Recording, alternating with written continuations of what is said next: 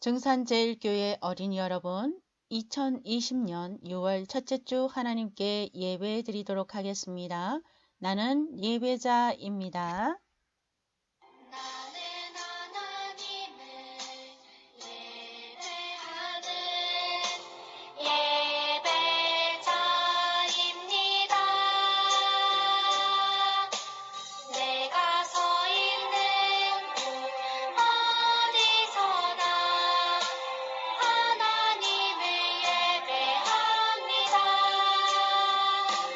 내 영혼 거룩한 은혜를 향하여 내 마음 완전한 하나님 향하여 이곳에서 바로 이 시간 하나님을 예배합니다.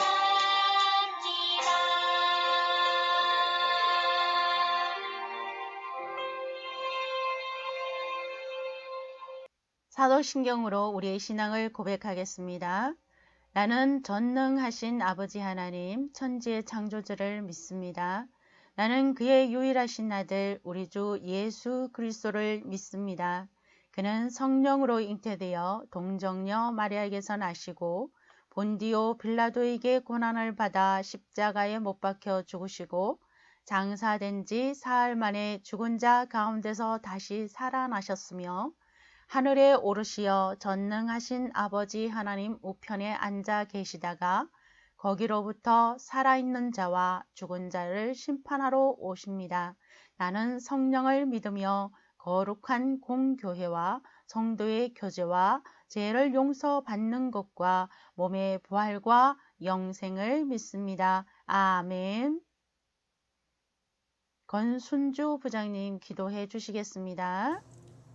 사랑이 많으신 하나님 감사합니다. 오늘도 저희들 주님의 사랑 안에 하나님 아버지를 의지하며 나아갈 수 있도록 인도하여 주시옵소서.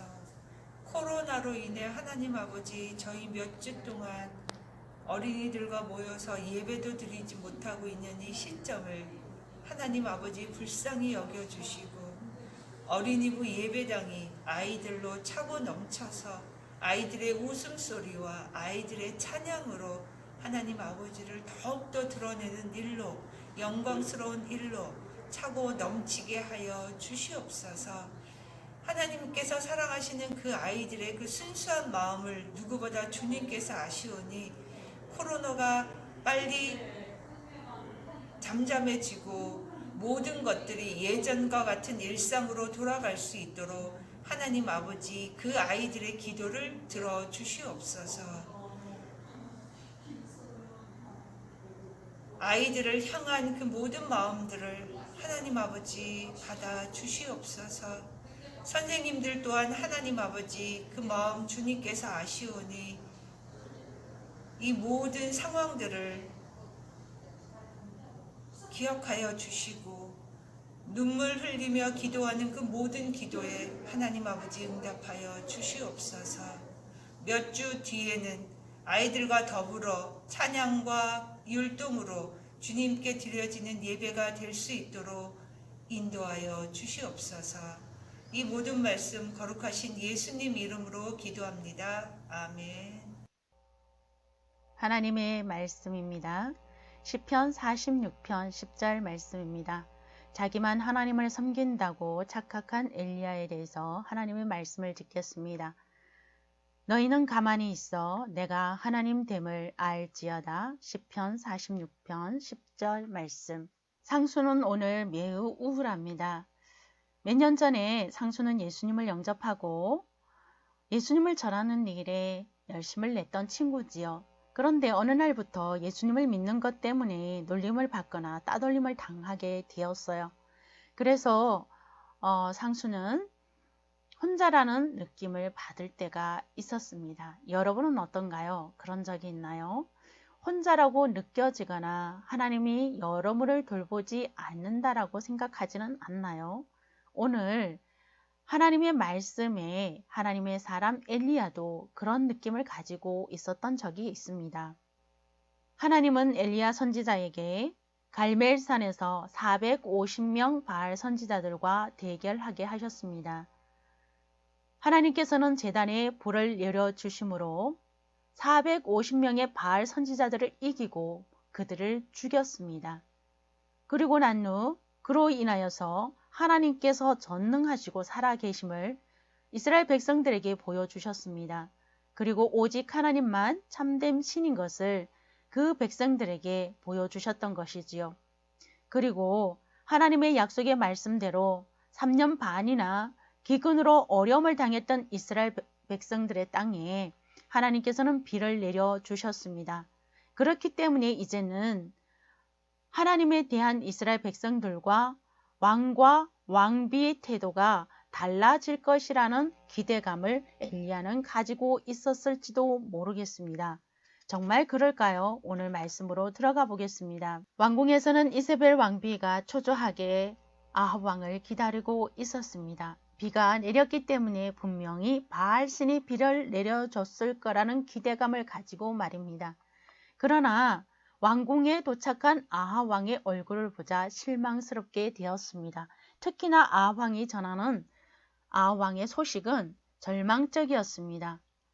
아합 왕은 엘리야가 바알 선지자 450명과 대결하여서 하나님께서 내려준 불로 인하여 이겼고 450명의 바알 선지자들은 칼에 의해서 죽었다라는 소식을 들을 수밖에 없었습니다. 왕비는 절망하고 낙담했습니다. 그리고 분노했습니다. 내가 그를 죽이지 않으면 신들이 나를 죽일 것이다 라고 말입니다.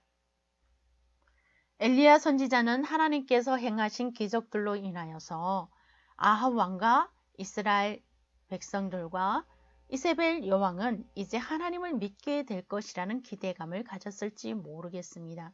그러나 이세벨이 보낸 사신을 만나 그의 이야기를 들었을 때 매우 낙담하고 말았습니다. 이세벨 여왕은 엘리야에게 이렇게 전합니다. 내일 이맘때에는 반드시 네 생명을 저 사람들 중 한 사람의 생명과 같게 하리라 라는 소식을 전했기 때문입니다. 엘리야 선지자는 두려움에 사로잡히고 말았습니다. 도망가야 되겠다는 생각밖에 없었을 것입니다. 왜냐하면 죽을 것이기 때문입니다. 엘리야는 이런 상황 가운데서 하나님께서 나를 버리신 건 아닐까라는 생각을 했을지도 모르겠습니다. 이세벨 여왕의 분노 앞에 자신이 내던져졌다라고 생각하고 하나님은 이제 돌보지 않는다라고 느꼈을지 모른다라는 것이지요. 어린 여러분, 하나님이 이제 여러분을 돌보시지 않는다라는 느낌을 받은 적이 혹시 여러분은 있으신가요? 여러분이 예수님을 믿기 때문에 교회 가는 일로 친구들에게 놀림감이 되지는 않았나요? 그리고 친구들 앞에서 성경을 보는 일로 친구들이 그건 사실이 아니야 라고 말하는 것으로 인해서 낙담한 적은 없나요? 여러분이 예수님을 전하는 것 때문에 거절당한 것 때문에 마음의 상처를 입지는 않았나요? 수업 시간에 선생님께서 하나님이 창조하신 세상은 거짓말이야. 이 세상은 진화한 거야. 라고 가르치는 일로 인하여서 당황한 적은 없으신가요? 이런 일로 인하여서 여러분은 실망하고 낙담하고 그것 때문에 두려워하지 않았나요? 여러분의 적인 사단은 여러분이 낙심해서 여러분 혼자만 하나님을 사랑하고 순종하는 것 같다라는 느낌을 들도록 만들어요. 여러분이 순종해도 하나님은 여러분의 그러한 순종을 외면할 것이라는 생각을 갖게 해요. 그래서 하나님을 떠나게 하고 하나님께 화내고 돌아서기를 원하지요. 그러나 하나님은 여러분의 하나님이 되십니다. 그래서 여러분을 돌보시는 신실한 분이라는 것을 여러분 잊지 마세요. 엘리야는 하나님이 이제 자기를 돌보지 않고 자기 혼자 이세벨과 맞서야 된다라고 생각을 했을지도 모르겠습니다. 그래서 엘리야는 도망치기 시작했습니다. 종을 데리고 남쪽으로 150km나 떨어진 부엘세바로 도망갔지요. 그곳에서도 안전하지 못하다고 생각한 엘리야는 종을 거기에서 머물게 한 후에 엘리야 혼자 군사들이 따라오지 못할 광야로 향해 가기 시작했습니다.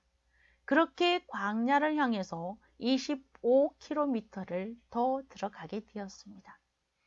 엘리야 선지자는 메마른 광야를 달리며 너무나 지치고 너무나 배고프고 너무나 피곤해 있었습니다. 그만 로뎀나무 그늘에 쓰러져 버리고 말았습니다. 그리고 그의 마음은 너무나 비참하고 비참한 상황이었습니다. 혼자라고 느끼며 겁을 먹었던 엘리야는 하나님, 이제는 나를 죽여주세요 라고 기도했습니다. 그리고 너무나 피곤한 나머지 잠이 스르르 들고 말았지요. 그런데 어느 순간 누군가가 옆에 와 있는 것 같았습니다.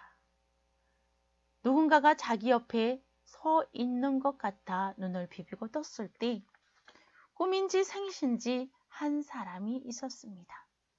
성경은 한 천사가 엘리야를 만지면서 이렇게 말했다고 기록하고 있습니다. 일어나 먹어라. 엘리야가 쳐다보니 숯이 타오르는 작은 모닥불이 보였고 그 불에는 떡이 구워지고 있었습니다. 근처에는 물병이 하나 놓여져 있었지요. 엘리야는 떡을 먹고 물을 마셨습니다. 그리고는 다시 잠이 들었습니다. 한참을 더 잤을까요? 천사가 또다시 깨웠습니다. 엘리야에게 더 먹고 마시라는 거였습니다. 하나님은 엘리야에게 화내지 않으셨습니다. 낙담하고 실망할 때에 하나님은 오히려 엘리야를 위로하시고 힘을 돋워 주시며 격려하셨습니다. 천사를 보내어 엘리야를 위로하신 하나님은 이 세상을 창조하신 주가 되시는 분이십니다. 하나님은 온 땅과 여러분 그리고 저를 만드셨지요. 하나님께서는 여러분을 만드시고 하나님을 알아 경배하기를 원하셨습니다. 그렇지만 하나님을 믿지 않고 경배하지 않는 것은 죄입니다. 죄는 하나님과 분리시킵니다. 하나님의 법을 어기고 하나님을 멀리하는 것, 이것이 죄입니다. 그러나 하나님께서는 완전하신 분이시며 거룩하신 분이어서 죄가 하나도 없습니다. 이러한 하나님께서 우리를 사랑하심으로 우리 죄를 용서하시기를 원하십니다. 우리의 죄는 반드시 죽을 것이로되 하나님은 이 죄를 용서하여 죽음에서 건지시기를 원하십니다. 그래서 예수님을 보내주시고 예수님이 죽으심으로 우리에게 사랑을 보여주셨습니다. 이 예수님의 피를 흘리심으로 인하여서 우리는 죄를 용서받을 수 있습니다. 우리를 창조하신 하나님은 전능하시고 살아계신 분입니다. 그분이 우리를 위해서 하신 일은 바로 이렇게 죄를 용서하는 길을 열어주신 일입니다. 물을 마시고 떡을 먹은 엘리야는 힘을 얻었습니다. 다시 걷기 시작했지요. 40일 밤낮을 여행했습니다. 마침내 엘리야는 호렙산에 도착하게 되었고 그곳에 있는 동굴에 들어가서 밤을 지내게 되었습니다. 그런데 동굴 속에서 하나님이 엘리야에게 물으셨습니다. 엘리야야, 어찌하여 여기 있느냐? 라는 것이었죠. 그때 엘리야가 제가 여호와 하나님을 위하여 열심히 노력했지만 이스라엘 자손이 여호와의 언약을 버리고 주의 선지자를 죽였습니다. 이제 오직 저만 남았습니다, 하나님. 그리고 제 생명까지도 빼앗으려고 합니다. 그때 하나님께서 엘리야에게 동굴에서 나가서 산에 서라고 말씀하셨습니다. 산에 섰을 때에 갑자기 세찬 바람이 태풍처럼 소용돌이치기 시작했습니다. 바위들이 조각조각 나면서 부서지기 시작했습니다. 땅이 흔들리기 시작했습니다. 강한 지진이 산을 흔들고 있었던 거죠. 그리고 불이 산기슭의 바위들을 휩쓸고 번개가 번쩍번쩍 하기 시작하였습니다. 엘리야는 그 순간 가슴이 얼마나 두근거렸을까요? 그러나 성경은 하나님이 바람이나 지진이나 불 속에 계시지 않았다고 말씀하고 있습니다. 엄청나게 맹렬하였던 자연현상이 잠잠해졌습니다. 엘리야는 그때 작고 세미한 음성을 들을 수 있었습니다. 그것은 하나님의 말씀이었습니다. 엘리야야, 여기서 무엇을 하느냐? 라고 말이지요.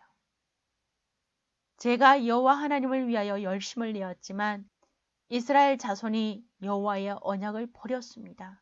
그리고 여호와의 단을 헐고 칼로 주의 선지자들을 죽였습니다.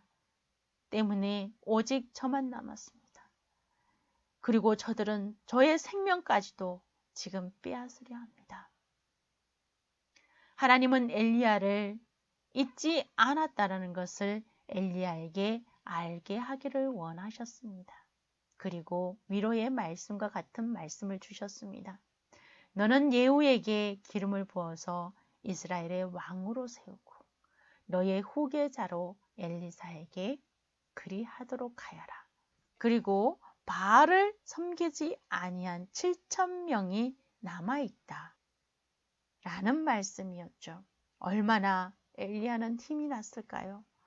이 말씀을 통하여 엘리야는 돌보시는 하나님, 여전히 하나님이 약속대로 행하시는 하나님을 만나고 있었던 것입니다. 어린이 여러분, 하나님은 우리에게도 하나님이 되시는 분이십니다. 그 하나님은 여러분을 돌보시고 신실하게 여러분을 살피시는 하나님이십니다. 여러분이 문제를 당할 때에 안절부절하고 슬퍼하고 좌절할 수 있습니다. 그러나 어린이 여러분, 오늘 말씀을 기억하십시오. 하나님께서는 여러분이 하나님이 되신다고 말씀하십니다. 그리고 여러분을 돌보신다고 말씀하시니 감사하십시오.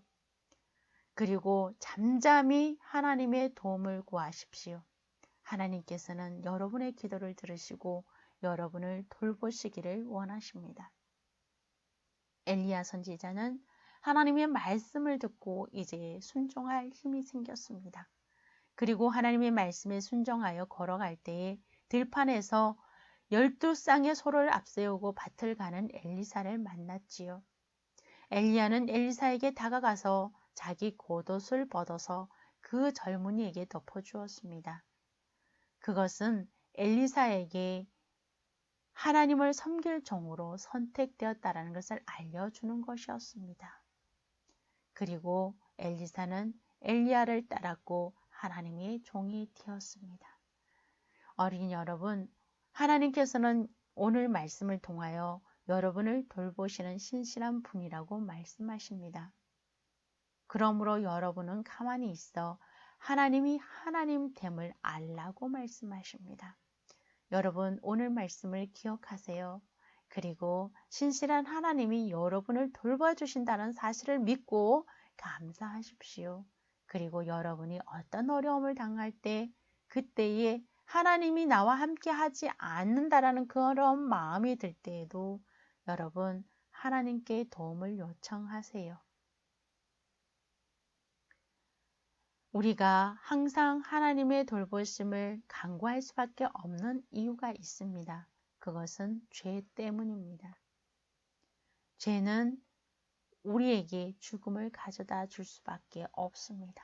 그러므로 우리에게 보내신 예수님을 통하여 우리는 돌봄을 받을 수 있습니다. 요한복음 1장 12절 하나님은 말씀하십니다. 영접하는 자, 곧 그 이름을 믿는 자들에게는 하나님의 자녀가 되는 권세를 주셨으니 라고 말입니다. 예수님이 십자가에서 우리 죄를 위해서 죽으시고 우리로 하여금 죽음을 보지 않도록 그 길을 열어주신 것을 믿으면 하나님의 자녀가 된다라고 말씀하십니다. 어린이 여러분, 하나님은 여러분을 죄와 죽음에서 건지시고 돌보시기를 원하시는 분이십니다. 이제 그 하나님을 붙들기를 원하는 친구들은 두 손을 모으고 기도하겠습니다. 하나님, 우리를 신실하게 돌보시니 감사합니다. 오늘 말씀을 기억하여서 날마다 하나님이 우리의 하나님임을 알고 우리가 어려울 때마다 도움을 청하는 믿음의 사람들로 우리를 세워 주시옵소서. 예수님의 이름으로 기도드립니다. 아멘. 우리가 준비한 예물을 하나님께 마음을 담아 드리도록 하겠습니다.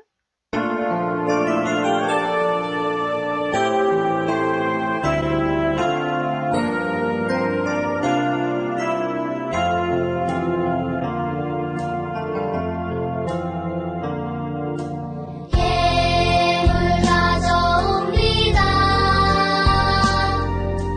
사용해 주소서. 우리 몸도 바치도록 우리 도우소서. 하나님 감사합니다. 우리를 돌보시고 신실하게 우리를 지켜주시니 감사합니다. 우리의 마음과 뜻과 정성과 우리의 모든 허물과 연약함을 하나님 앞에 함께 올려드립니다. 엘리야를 위로하시고 힘주신 것처럼 우리 사랑하는 친구들 한 사람 한 사람을 위로하시고 힘을 주시며 격려하여 주시고 엘리야와 같이 하나님의 사람으로 신실하게 쓰임받을 수 있도록 인도하여 주옵소서. 예수님의 이름으로 기도드립니다. 아멘.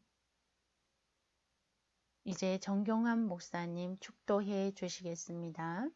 이제는 우리 주 예수 그리스도의 은혜와 하나님의 사랑과 성령의 교통하심이 하나님께 예배드린 어린이부 귀한 식구들, 사랑하는 부모님, 그리고 모든 이 땅의 어린이들 머리 위에 이제부터 영원토록 함께 계시기를 간절히 축원하옵나이다. 아멘.